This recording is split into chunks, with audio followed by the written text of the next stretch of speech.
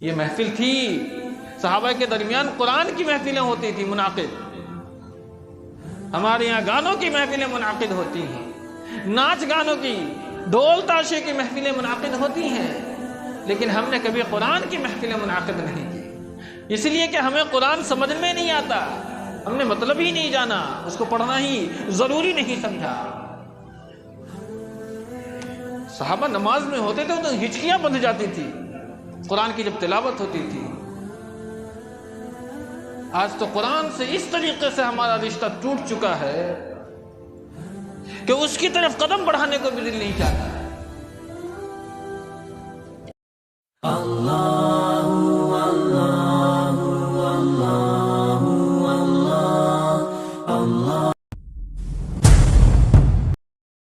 ونستعينه ونستغفره ونعوذ بالله من شرور أنفسنا ومن سيئات أعمالنا، من يهده الله فلا مضل له ومن يضلل فلا هادي له، وأشهد أن لا إله إلا الله وحده لا شريك له، وأشهد أن محمدا عبده ورسوله. أما بعد فإن خير الحديث كتاب الله، وخير الهدي هدي محمد صلى الله عليه وسلم، وشر الأمور محدثاتها، وكل محدثة بدعة، وكل بدعة ضلالة، وكل ضلالة في النار. أعوذ بالله من الشيطان الرجيم. بسم الله الرحمن الرحيم. يا أيها الذين آمنوا اتقوا الله حق تقاته ولا تموتن إلا وأنتم مسلمون. يا أيها الناس اتقوا ربكم الذي خلقكم من نفس واحدة وخلق منها زوجها وبث منهما رجالا كثيرا ونساء، واتقوا الله الذي تساءلون به والأرحام إن الله كان عليكم رقيبا. يا أيها الذين آمنوا اتقوا الله وقولوا قولا سديدا يصلح لكم أعمالكم ويغفر لكم ذنوبكم، ومن يطع الله ورسوله فقد فاز فوزا عظيما. وقال الله تعالى في موضع آخر: ليجزي الله كل نفس ما كسبت إن الله سريع الحساب. برادران اسلام، حاضرین جمعہ، پردان الشیخ، خواتین، تمام قسم کی تعریفات، بڑائی، کبریائی اللہ وحدہ لا شریک کے لیے لائق و زیبا ہے، جس نے ہمیں آپ کو اس روئے زمین پر پیدا فرمایا، ساتھ ہی ہماری رشت و ہدایت کے لیے بے شمار انبیاء کرام علیہم الصلاۃ والسلام کو اس روئے زمین پر جاری و ساری فرمایا۔ خصوصاً لاکھوں کروڑوں درود و سلام اس ہستی اقدس و مقدس پر جن کا نام اس میں گرامی جناب محمد رسول اللہ صلی اللہ علیہ وسلم ہے، جن کے ذریعہ اللہ رب العالمین نے ہماری آپ کی تمام اہل کائنات کی ہدایت کا بندوبست فرمایا۔ محترم حاضرین جمعہ، خطبہ مسنونہ کے بعد قرآن حکیم کی ایک آیت کریمہ تلاوت کی، لیجزی اللہ کل نفس ما کسبت ان اللہ سریع الحساب۔ اللہ رب العالمین ہر نفس کو، ہر جان کو بدلہ دے دے گا جو کہ اس نے کمایا ہے۔ ان اللہ سریع الحساب، اور اللہ رب العالمین حساب لینے میں جلدی نہیں کرے گا۔ اس آیت کریمہ میں اللہ رب العالمین نے وقوع قیامت کے ایک راز کو بیان فرمایا ہے کہ ایک راز ہے قیامت کے دن جس کی حقیقت آخری عدالت کے طور پر قائم ہوگی، اور جس دن اللہ رب العالمین تمام بنی نوع انسان، جنات، غرضے کے تمام مخلوقات کا جو بھی کچا ہے، چٹھا ہے، سب کچھ کھولے گا، اور ہر نفس کو جو کہ اس نے کمایا ہے اس کا پورا پورا بدلہ دے گا۔ یہ عدالت قائم ہوگی اللہ رب العالمین کے یہاں۔ اسی حقیقت کو، یعنی کہ اسی نقشہ کو اللہ رب العالمین نے سورہ آل عمران میں کھینچا ہے۔ فَكَيْفَ إِذَا جَمَعْنَاهُمْ لِيَوْمٍ لَا رَيْبَ فِيهِ، کیسا دن ہوگا وہ، کیسا منظر ہوگا وہ، جس دن کہ اللہ رب العالمین پوری کائنات کو اکٹھا کرے گا، جمع کرے گا، اور جس دن کے آنے میں کوئی شک و شبہ نہیں ہے۔ وَوُفِّيَتْ كُلُّ نَفْسٍ مَا كَسَبَتْ وَهُمْ لَا يُظْلَمُونَ۔ اور اللہ رب العالمین اس دن ہر نفس کو پورا پورا بدلہ دے گا، اور کسی بھی نفس پر ظلم نہیں کیا جائے گا۔ آخری جو عدالت قائم کیوں ہوگی؟ اللہ کیوں قائم کرے گا؟ اگر اللہ رب العالمین اس عدالت میں جس نے جو کیا ہے اس کا مکمل بدلہ ہی نہ دے، یا جس نے جو گناہ کے کام کو کیا ہے اس کو اس کی سزا ہی نہ دے، تو اس آخری عدالت کا کیا مطلب ہے؟ اور اللہ نے جو یہ کائنات بنائی ہے اور اس کائنات کے اندر میں ہر انسان کے ساتھ الگ الگ واقعات رونما ہو رہا ہے۔ کسی کو اللہ بہت ہی زیادہ خوشحالی دے رکھی ہے، کسی کو اللہ بہت ہی زیادہ تنگی میں دے رکھا ہے، کسی کو اللہ نے درمیانہ رکھا ہے۔ اللہ کی مصلحت ہے اس کائنات کو بنانے میں، اور اس کے بعد اس دنیا کے اندر میں کوئی کسی پر ظلم کر رہا ہے، کوئی کسی کو گالی دے رہا ہے، کوئی کسی پر بہتان تراشی کر رہا ہے، تو آخر کوئی نہ کوئی تو ایسی عدالت ہونی چاہیے جہاں اس کے کیے کا پورا پورا بدلہ دیا جائے، اور وہ عدالت ہوگی اللہ کی آخری عدالت قائم ہوگی، جس دن کوئی سوال سے بچ نہیں پائے گا، اور جس دن سوالوں کا جواب دینے کے لیے سب کے حواس باختہ ہو جائیں گے، یہاں تک کہ انبیاء و رسل کا بھی ایسا حال ہوگا کہ جب اللہ ان کو سوالوں کے لیے بلائے گا تو ان کے بھی ہوش اڑ جائیں گے۔ اللہ نے سورہ اعراف میں فرمایا ہے کہ سوال سے میرے کوئی بھی نہیں بچ پائے گا، فَلَنَسْأَلَنَّ الَّذِينَ أُرْسِلَ إِلَيْهِمْ وَلَنَسْأَلَنَّ الْمُرْسَلِينَ۔ اللہ رب العالمین ان سے بھی سوال کرے گا جن کی طرف نبیوں کو بھیجا تھا، وَلَنَسْأَلَنَّ الْمُرْسَلِينَ، اور اللہ رسولوں سے بھی سوال کرے گا۔ یعنی کہ اللہ کی عدالت میں سوال سے کوئی بھی نہیں بچ پائے گا، سب کو سوال کا جواب دینا پڑے گا۔ رسولوں سے کیا سوال ہوگا، اور رسول کے کیسے حواس باختہ اڑ جائیں گے؟ اللہ نے اس کا بھی نقشہ قرآن کریم میں کھینچا ہے۔ یوم یجمع اللہ الرسل فیقول ماذا اجبتم قالوا لا علم لنا انک انت علام الغیوب۔ جس دن کہ اللہ رب العالمین رسولوں کو جمع کرے گا، اور اللہ ان سے کہے گا، پوچھے گا، کیا سوال کرے گا؟ ماذا اجبتم، ہم نے جو تمہیں جس قوم کی طرف بھیجا تھا تو اس قوم نے تمہیں کیا جواب دیا؟ جب یہ سوال اللہ پوچھے گا تو انبیاء بھی سوچنے لگیں گے کیا جواب دوں اللہ رب العالمین کو، جبکہ ہمیں معلوم ہے کہ ان کی امت نے انہیں کیا جواب دیا تھا، ان کو پورا معلوم ہے۔ ایسا تو نہیں ہے کہ نبیوں کو معلوم نہیں ہے کہ ان کی امت نے انہیں کیا جواب دیا، لیکن اللہ پوچھے گا یوم یجمع اللہ الرسل فیقول ماذا اجبتم۔ لیکن انبیاء جواب کیسے دیں گے؟ لا علم لنا، اللہ رب العالمین ہم نہیں جانتے، انک انت علام الغیوب، اللہ تو غیبوں کا جاننے والا ہے، تو ہم سے سوال کیوں کر رہا ہے؟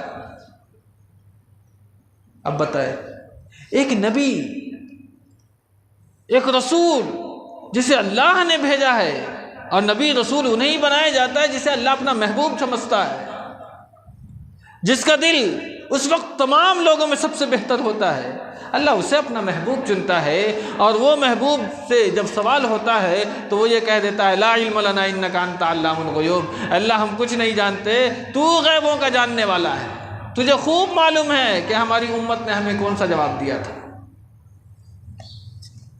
تو معلوم یہ ہوا کہ سارے کے سارے لوگ وہاں نفسی نفسی کے عالم میں ہوں گے جس دن اللہ رب العالمین کی آخری عدالت قائم ہوگی۔ جب تمام نبیوں اور رسولوں کو بلایا جائے گا تو آخر میں ایک رسول کو اور بلایا جائے گا جس کا نام محمد صلی اللہ علیہ وسلم ہے، انہیں بلایا جائے گا، آپ آئیے، آپ آئیں، آپ ان کے بارے میں بتائیں۔ نبیوں سے کیا سوال کرے گا اللہ رب العالمین؟ اللہ کہے گا کہ ہم نے جو پیغام تمہیں دیا تھا کیا تم نے اپنی امت کو پورا پورا پہنچا دیا؟ جو پیغام میری طرف سے تمہیں دیا گیا تھا اپنی امت کو بتلانے کے لیے تم نے پورا پورا پہنچا دیا؟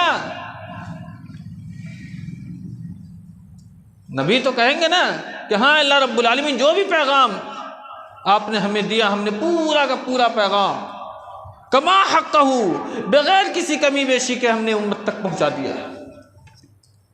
اللہ کہے گا دلیل لاؤ، دلیل پیش کرو، گواہ لاؤ کہ تم نے پہنچا دیا، گواہ پیش کرو اللہ رب العالمین کے یہاں۔ اب گواہ کون ہے؟ کہاں سے لائے گا نبی وہاں گواہ؟ تو گواہ کے طور پر اللہ رب العالمین محمد رسول اللہ صلی اللہ علیہ وسلم کو پیش کرے گا۔ فَكَيْفَ إِذَا جِئْنَا مِن كُلِّ أُمَّةٍ بِشَهِيدٍ وَجِئْنَا بِكَ عَلَى هَؤُلَاءِ شَهِيدًا، ہر امت میں سے ایک آدمی کو گواہ بنا کر کے کھڑا کیا جائے گا۔ فَكَيْفَ إِذَا جِئْنَا، کیسا منظر ہوگا وہ خوفناک۔ فَكَيْفَ، اللہ کا انداز بیان دیکھیں، فَكَيْفَ إِذَا جِئْنَا مِن كُلِّ أُمَّةٍ بِشَهِيدٍ، وہ کیسا منظر ہوگا اس دن، جس دن کا ہر امت سے ایک گواہ کھڑا کیا جائے گا۔ وَجِئْنَا بِكَ عَلَى هَؤُلَاءِ شَهِيدًا، اور تمام گواہوں پر ایک گواہ کھڑا ہوگا۔ وہ کون ہوگا؟ محمد عربی صلی اللہ علیہ وسلم۔ عبداللہ ابن مسعود رضی اللہ تعالی عنہ سے ایک دن اللہ کے رسول صلی اللہ علیہ وسلم کہتے ہیں کہ قرآن پڑھ کر کے سناؤ۔ عبداللہ ابن مسعود سنتے ہیں تو حیرت زدہ ہوتے ہیں کہ میں قرآن پڑھ کر کے آپ کو سناؤں، جبکہ قرآن آپ پر نازل ہوا ہے، آپ پڑھ کر کے ہمیں سنائیں۔ اللہ کے رسول نے کہا نہیں، قرآن تم پڑھ کر کے ہمیں سناؤ۔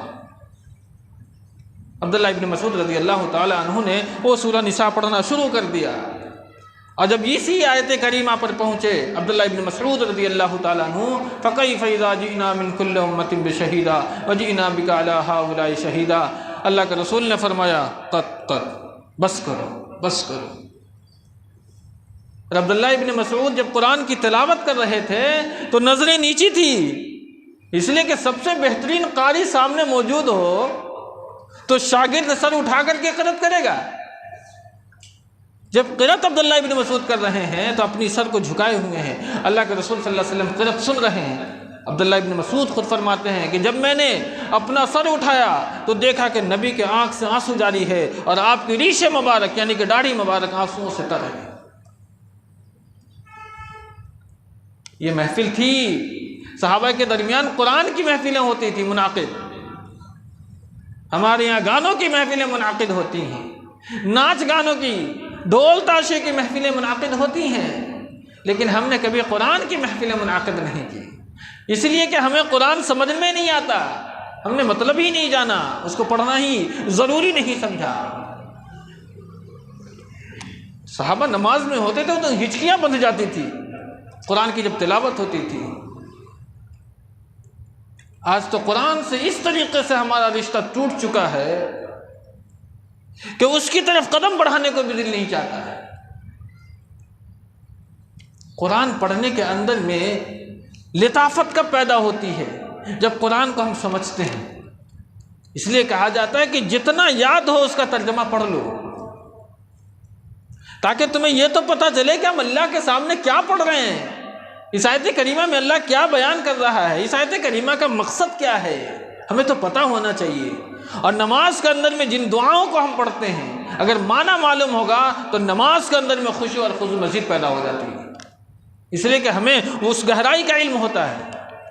لیکن ہم رسماً اس دعا کو تو یاد کیا، لیکن اس دعا میں کیا مطلب ہے، کیا معنی ہے، ہمیں معلوم نہیں، اس لیے رسماً ہم نماز میں اس دعا کو پڑھ لیتے ہیں۔ آپ کی نماز ہو جائے گی، لیکن نماز میں مزید خوشی اور خضوع کب پیدا ہوگا؟ جب ہم اس دعا جس کو ہم پڑھ رہے ہیں اس کا معنی معلوم ہو، تو ہمیں پتہ چلے گا کہ ہم نے اللہ سے یہ مانگا۔ صحابہ کی محفلیں قرآن کی ہوا کرتی تھی، دینیات کی ہوا کرتی تھی، حدیث کی ہوا کرتی تھی۔ آج ہماری محفلیں ان چیزوں سے خالی ہو چکی، دینیات سے خالی ہو چکی۔ تو کہنے کا مطلب یہ ہے کہ اللہ کے رسول صلی اللہ علیہ وسلم کو ہر امت پر ایک گواہ یعنی گواہ کی حیثیت سے کھڑا کیا جائے گا، اور آپ سے پوچھا جائے گا، آپ گواہی دیں کہ انہوں نے اللہ کے پیغام کو پہنچا دیا۔ اللہ کے رسول صلی اللہ علیہ وسلم گواہی دیں گے کہ اللہ رب العالمین تمام نبیوں نے، تمام رسولوں نے اپنا پیغام اپنی امت تک پہنچا دیا ہے۔ اب یہاں ایک سوال پیدا ہوتا ہے، گواہی کون دے گا؟ آئی وٹنس، جس نے واقعہ کو ہوتے ہوئے اپنی آنکھوں سے دیکھا ہو، چشم دید گواہ۔ نبی نے تو دیکھا ہی نہیں، تو نبی کیسے گواہی دے سکتا ہے؟ اب یہیں پہ لوگ کہتے ہیں کہ نبی دیکھو حاضر و ناظر ہے، تمام امت پر اللہ کے رسول کو گواہ بنایا جائے گا۔ اب نبی نے تو حالات کا جائزہ ہی نہیں لیا، دیکھا ہی نہیں، تو آخر کیسے گواہی دے گا اللہ رب العالمین کے دیں گے اللہ کے رسول صلی اللہ علیہ وسلم؟ اس کا جواب یہ ہے کہ اللہ رب العالمین نے ان تمام واقعات کو قرآن کے اندر سمو دیا ہے، اور قرآن جس بات کی گواہی دے وہ آئی وٹنس ہی ہے۔ قرآن نے جس بات کی گواہی دی وہ مسلم ہے، ایسا ہوا ہے، اور ہم نے اس کو پڑھا ہے تو گویا کہ ہم نے اس واقعہ کو دیکھا ہے، یہ اس کا جواب ہے۔ اور اگر آپ یہاں پر نبی کے حاضر و ناظر کو مان لیتے ہیں بے شہید کہہ کر کے، تو اللہ رب العالمین نے امت محمد کو بھی صلی اللہ علیہ وسلم کہا شہداء علی الناس، تمام لوگوں پر گواہ بنائیں گے امت محمد کو، تو امت محمد کا ہر آدمی حاضر و ناظر ہے۔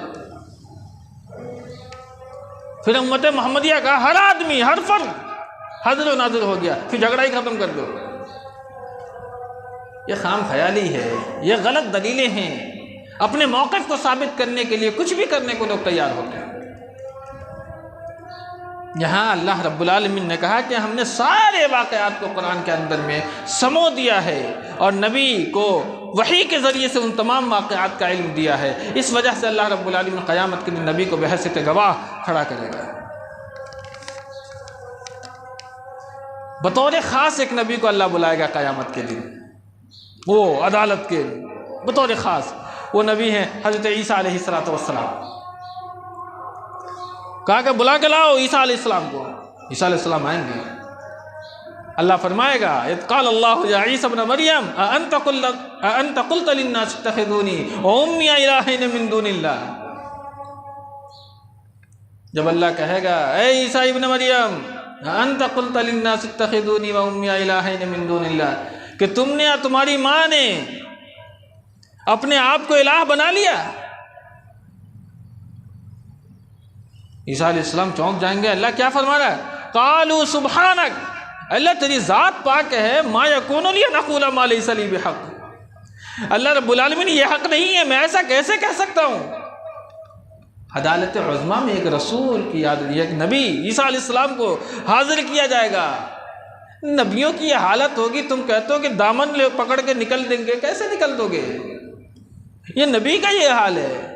قالوا سبحانک ما یکون لی ان اقول ما لیس لی بحق ان کنت قلتہ فقد علمتہ، اللہ رب العالمین جو میں کہتا ہوں وہ تو تم جانتا ہی ہے۔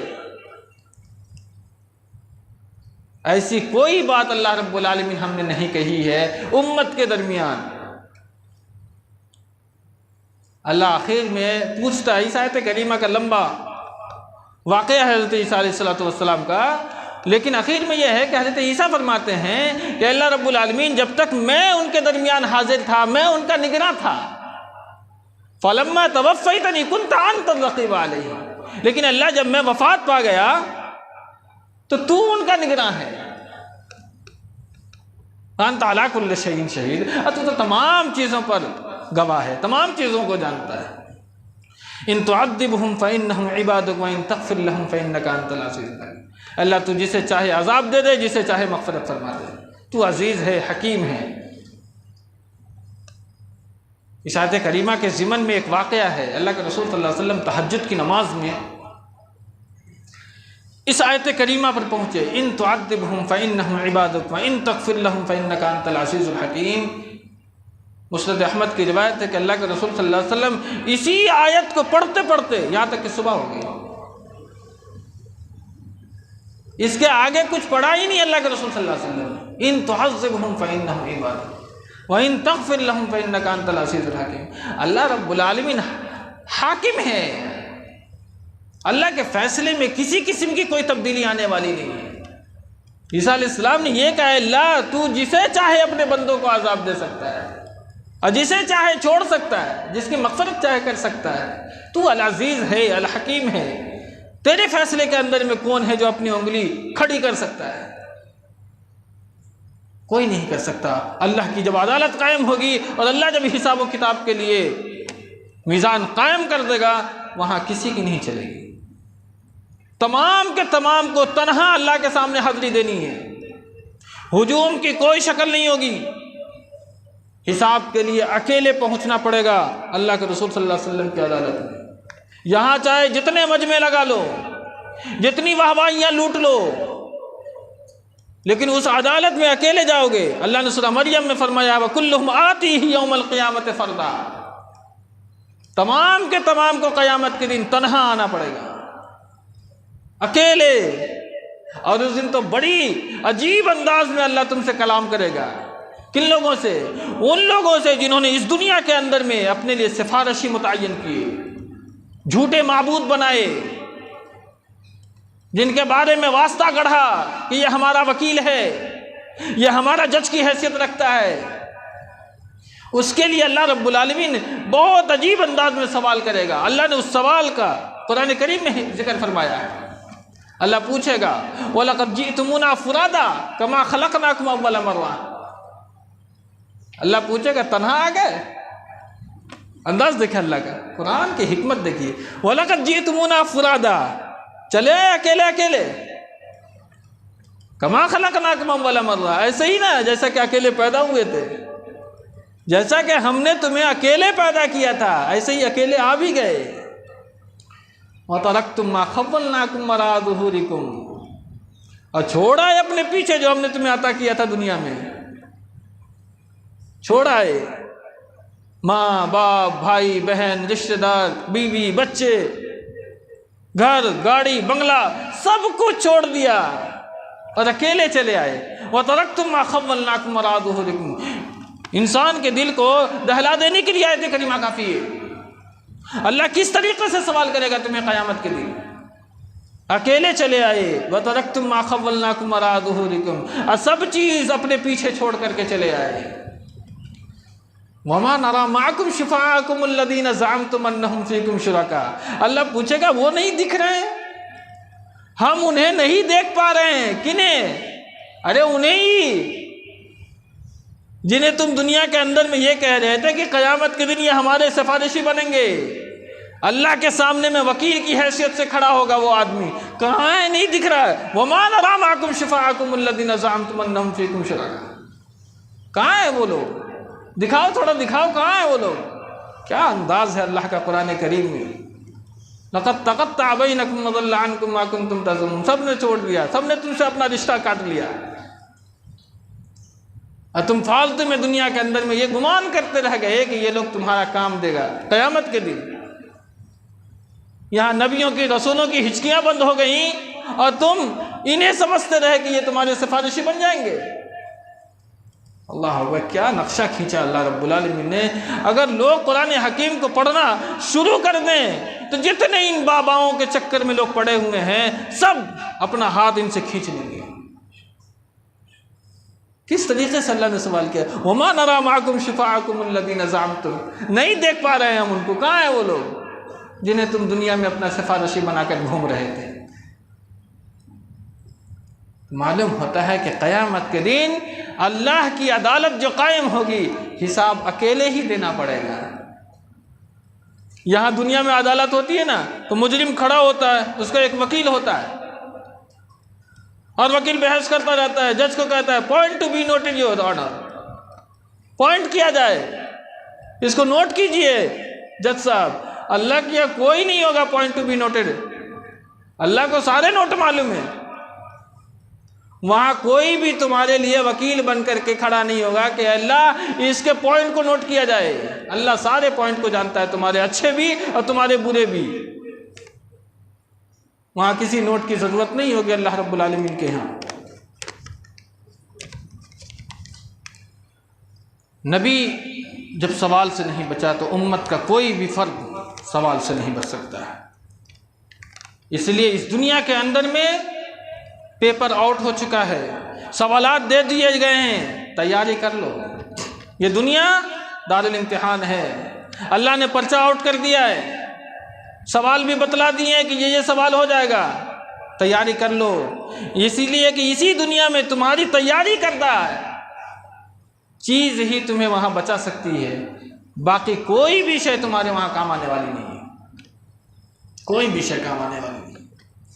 اللہ کے رسول صلی اللہ علیہ وسلم نے ارشاد فرمایا کہ جب اللہ رب العالمین میزان قائم کرے گا تو ایک فرشتہ کو مقرر کرے گا میزان کے پاس، اور اللہ حکم دے گا فلاں ابن فلاں کو حاضر کیا جائے، اور فرشتے اسے پکڑ کر کے لائیں گے اور میزان کے بیچوں بیچ کھڑا کر دیں گے۔ ایک طرف ترازو میں نیک اعمال، ایک طرف بائیں طرف کیا برے اعمال۔ اگر نیکیوں کا پلڑا جھک گیا تو پکارے گا ونادى ملک، فرشتہ پکارے گا اے میدان محشر میں رہنے والے لوگوں سنو، فلاں ابن فلاں کامیاب ہو گیا۔ یہ پکار ہوگی حشر کے میدان میں، اور وہ پکار ایسا نہیں ہے کہ 4-5 لوگ سنیں گے، وہ فرشتوں کی آواز اتنی تیز ہوگی کہ پورا میدان محشر گونجے گا اس آواز سے کہ فلاں ابن فلاں کامیاب ہو گیا، اب اس کی قسمت میں، اب اس کے پاس کوئی بھی شقاوت، کوئی بھی بدبختی پھٹکنے والی نہیں ہے، یہ کامیاب ہو گیا۔ یہ پھر دوسرے کو حاضر کیا جائے گا، فلاں ابن فلاں کو حاضر کیا جائے، پھر اس شخص کو بیچوں بیچ میزان کے کھڑا کیا جائے گا، پھر اس کے نامہ اعمال کو دونوں ترازو کے پلوں پر رکھا جائے گا۔ اگر برائی کا پلہ جھک گیا تو پھر فرشتہ پکارے گا پورے میدان میں۔ اللہ رب العالمین ہمیں میدان محشر کی رسوائی سے بچائے گا۔ پکارے گا اللہ وہ فرشتہ میدان محشر میں، فلاں ابن فلاں غائب ہو گیا، خاسر ہو گیا، گھاٹا پانے والوں میں سے ہو گیا، نامراد اور ناکام ہو گیا، اس لیے کہ اس کا نیکی کا پلہ کیا ہو گیا؟ اوپر ہو گیا، برائی کا پلہ نیچے ہو گیا۔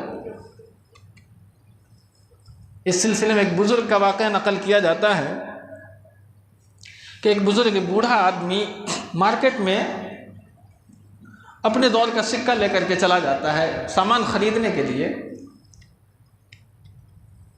تو دکان والے کو جب وہ سکہ دیتا ہے تو دکان والا اس سکے کو الٹتا ہے، پلٹتا ہے، الٹتا ہے، پلٹتا ہے، دیکھتا ہے، اور جو سامان اس بوڑھے آدمی کو دے رکھا تھا اسے کہتا ہے کہ یہ تمہارا سکہ کھوٹا ہے، اسے لے لو، سامان واپس کر دو۔ تو جیسے ہی دکاندار اسے یہ کہتا ہے کہ یہ تمہارا سکہ کھوٹا ہے، وہ بزرگ گر جاتا ہے بے ہوش ہو کر کے۔ پھر جب وہ ہوش میں آتا ہے تو لوگ اس سے پوچھتے ہیں تمہارے بے ہوش ہونے کی کیا وجہ ہے؟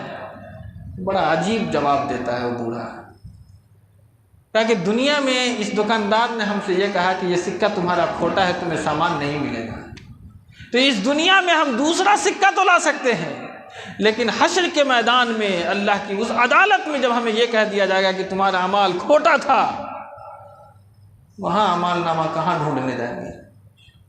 کہاں سے عمل لائیں گے؟ وہاں تو کوئی کسی کے کام آنے والا نہیں ہے، باپ، بھائی، بیٹا، بہن، رشتہ دار، بیوی، کوئی نہیں آئے گا بچانے کے لیے۔ اس دن اللہ اگر کہہ دیا کہ تمہارا عمل کھوٹا ہے تو اس دن ہم دوسرا عمل نہیں لا سکتے۔ اس دنیا میں عمل ہم دوسرا پیسہ تو لا سکتے ہیں، یہ چیز گرچہ لطیفہ ہو لیکن میسج بڑا عمدہ ہے۔ واقعی اگر اللہ نے کہہ دیا کہ یہ تمہارا عمل ریجیکٹ ہو گیا، اب کہاں جاؤ گے عمل کرنے کے لیے؟ اب تو کوئی جگہ نہیں ہے، کوئی وقت بھی نہیں دے گا اللہ رب العالمین تمہیں عمل کرنے کا، تو کیا لے کر کے جاؤ گے پھر وہاں؟ اسی لیے دنیا کے اندر میں اللہ کے سامنے اپنے ہاتھ کو پھیلاتے ہوئے دعا کرو گے اللہ رب العالمین حساب و کتاب کے دن اللہ تو حساب میں آسانی پیدا فرمانا، اللہ محاسبنی حساب یسیرا، اللہ جب میرا تو حساب لے تو میرے حساب میں آسانی پیدا فرما۔ حساب میں آسانی کا کیا مطلب ہے؟ اللہ کے سامنے حاضر ہوئے، اللہ پوچھے گا نماز پڑھی؟ ہاں پڑھی۔ روزہ رکھا؟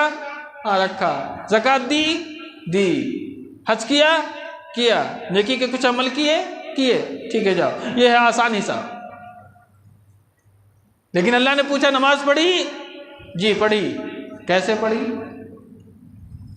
کیسے پڑھی؟ میرے نبی نے جو طریقہ بتلایا اس طریقے پر نماز پڑھی؟ روزہ کیسے رکھا؟ زکوٰۃ کیسے ادا کی؟ یہاں یہ معاملہ کیوں ہو گیا؟ اگر اللہ نے کیوں کیسے کہنا شروع کر دیا تو پھر وہ شخص کامیاب نہیں ہو سکتا۔ اس لیے آسانی یہی ہے کہ عمل کیا؟ ہاں کیا، ٹھیک ہے جاؤ، یہ ہے وہ آسانی کا معاملہ۔ اگر اللہ نے کہہ دیا کیوں، کیسے، پھر وہاں انسان پھنس گیا، اب وہاں سے نکلنے کی کوئی صورت نظر نہیں آتی۔ یہی سوال حضرت عائشہ نے اللہ کے رسول صلی اللہ علیہ وسلم سے پوچھا تھا، سورہ بروج میں اس کی تفسیر آئی ہے، اب دیکھ سکتے ہیں وہاں۔ تو معلوم یہ ہوتا ہے کہ حشر کے میدان کی جو تیاری ہے وہ ہمیں اس دنیا میں کر کے جانی ہے۔ ایک دن حضرت عائشہ رضی اللہ تعالیٰ عنہ اللہ کے رسول صلی اللہ علیہ وسلم سے پوچھتی ہیں کہ اللہ کے نبی، آپ تو اللہ کے بڑے محبوب ہیں، اللہ نے آپ کے سارے گناہ کو معاف کر دیا ہے، تو حشر کے میدان میں آپ اپنے پریوار کو یا اپنے اہل خانہ کو یاد کریں گے؟ کچھ کام آئیں گے آپ؟ کون پوچھ رہی ہے؟ امت کی ماں، نبی کی زوجہ حضرت عائشہ رضی اللہ عنہا۔ سوچو تو صحیح، تم کیسے کہہ سکتے ہو کہ ہم فلاں کا دامن کو پکڑ سکتے ہیں؟ یہ سوال اس وقت کیا تھا حضرت عائشہ نے جب اللہ کے رسول صلی اللہ علیہ وسلم نے دیکھا تھا کہ حضرت عائشہ رو رہی ہیں۔ آپ نے جب سوال کیا کہ کیوں رو رہی ہو، حضرت عائشہ نے کہا کہ آخرت کا وہ منظر یاد آ رہا ہے جس کی بنیاد پر آنکھوں سے آنسو چھلک پڑے۔ ان کے پاس تو نبی کا دامن تھا، وہ نبی نہیں شوہر تھے، ان کا دامن تھا، ان کو رونے کی کیا ضرورت تھی؟ وہ تو اپنے شوہر کے دامن کو پکڑ کر کے نکل جاتے۔ پوچھا سوال، اللہ کے رسول نے فرمایا کہ اے عائشہ، میدان حشر میں 3 ایسی جگہ ہے جہاں میں بھی کسی کے کام نہیں آ پاؤں۔ پہلی جگہ وہ جب ترازو قائم کیا جائے گا، میزان اللہ لائے گا، نیکی اور بدی تمہاری وزن کی جا رہی ہوگی، وہاں پر میں تمہارے کوئی کام نہیں آ سکتا۔ دوسری، تمہارا نامہ اعمال تمہیں دائیں ہاتھ میں دیا گیا یا بائیں ہاتھ میں دیا گیا، جب تک یہ معلوم نہیں ہوا ہم تمہارے کوئی کام نہیں آئیں۔ تیسری، جب جہنم پر پل صراط کو رکھ دیا جائے گا اور وہاں سے گزرنے کے لیے کہا جائے گا، اے عائشہ وہاں بھی میں تمہارے کوئی کام نہیں آئیں۔ کہ نبی کا جواب ہے یہ کہ اس دن 3 ایسے مقامات ہیں جہاں میں بھی تمہارے کام نہیں آ پاؤں گا۔ اس کا مطلب یہ ہے کہ وہاں کام آنے والی جو شے ہے وہ ایک ہی ہے، اور وہ ہے عمل۔ عمل صالح کر کے اس دنیا سے جاؤ، وہ عمل تمہارا قدم قدم پر ساتھ دے گا۔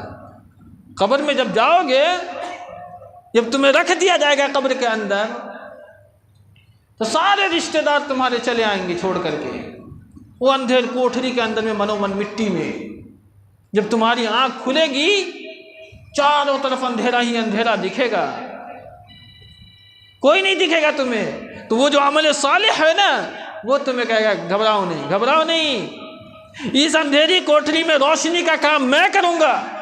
میں اس اندھیری کوٹھری میں جب تم تنے تنہا ہو، میں تمہارا عمل صالح، تمہارا مونس رہوں گا، تمہارا غمخوار رہوں گا، تمہارا ہمدرد رہوں گا۔ اس اندھیر کوٹھری میں کوئی نہیں، تمہارا عمل کام آئے گا۔ تو اندھیر کوٹھری ہی نہیں، وہ تو پہلی سیڑھی تھی، باقی سیڑھیوں پر بھی اسی عمل کے سہارے سے پاس ہو سکتے ہو۔ کوئی نہیں شور شغب کیا جائے۔ اللہ رب العالمین قیامت کے دن اولین اور آخرین سب کو جمع کرے گا۔ روز اول سے لے کر کے قیامت تک پیدا ہونے والے تمام کے تمام کو اس حشر کے میدان میں جمع کرے گا۔ لَمَجْمُوعُونَ إِلَىٰ مِيقَاتِ يَوْمٍ مَّعْلُومٍ، سب جمع ہوں گے اس دن۔ حدیث کے الفاظ ہیں کہ کوئی شور شغب نہیں ہوگا، صرف پھس پھس کی آواز سنائی دے گی، کوئی شور و شغب نہیں ہوگا۔ ہم پر نظر لگائیں، جہاں 100 آدمی ہوتے کتنا شور و غل ہوتا ہے۔ جب پوری کائنات ایک جگہ جمع ہوگی، وہ بھی روز اول سے لے کے قیامت تک، لیکن وہاں کوئی شور و شغب نہیں ہوگا۔ وہ کیا منظر ہوگا اس دن؟ کیوں؟ اس لیے کہ ہر انسان اپنے اپنے عمل کے مطابق پسینہ میں شراب ہوگا، ہر کو اپنی اپنی فکر لاحق ہوگی، سب یہی سوچتا رہے گا کہ آج ہمارے ساتھ کیا معاملہ ہوگا۔ اس لیے کہ قرآن حکیم نے تو کہہ دیا کہ ایک ذرے کے برابر بھی اگر نیکی کی ہوگی تو وہ تمہارے سامنے لائی جائے گی، اور برائی کی ہوگی اسے بھی تمہارے سامنے لایا جائے گا۔ یعنی ایک ذرہ کا بھی حساب و کتاب اللہ رب العالمین تمہیں دے گا۔ جبھی تو ہے وَوُفِّيَتْ كُلُّ نَفْسٍ مَا كَسَبَتْ وَهُمْ لَا يُظْلَمُونَ، ہر نفس کو پورا پورا بدلہ دیا جائے گا، کوئی ظلم نہیں ہوگا۔ یومئذ یصدر الناس اشتاتا لیروا اعمالهم، سارے اعمال انسان اپنی آنکھوں سے اس دن دیکھے گا۔ فمن یعمل مثقال ذرۃ خیرا یرہ ومن یعمل مثقال ذرۃ شرا یرہ۔